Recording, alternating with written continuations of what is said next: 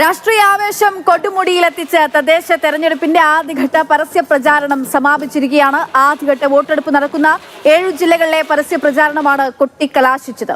രാഹുൽ മാങ്കൂട്ടത്തിൽ മുതൽ സ്വർണ്ണക്കൊള്ള വരെയുള്ള വിഷയങ്ങൾ ചർച്ച ചെയ്യപ്പെട്ട തെരഞ്ഞെടുപ്പിൽ ആര് വാഴും ആര് വീഴും എന്ന സസ്പെൻസിനായി കാത്തിരിക്കുകയാണ് രാഷ്ട്രീയ കേരളം. തിരുവനന്തപുരം, കൊല്ലം, പത്തനംതിട്ട, ആലപ്പുഴ, കോട്ടയം, ഇടുക്കി, എറണാകുളം എന്നീ 7 ജില്ലകളാണ് മറ്റന്നാൾ ജനവിധി എഴുതുന്നത്.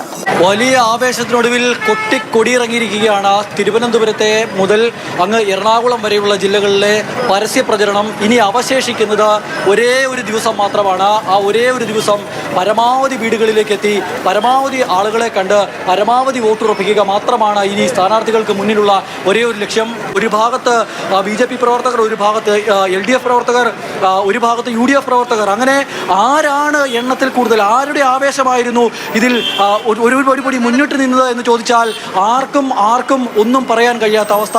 ഈ ആവേശമൊക്കെ വോട്ടായി മാറുമോ എന്നുള്ളതാണ്. ഇനി കുട്ടിയും കിഴക്കിൻ്റെയും മണിക്കൂറുകളാണ് കടന്നു പോകുന്നത്.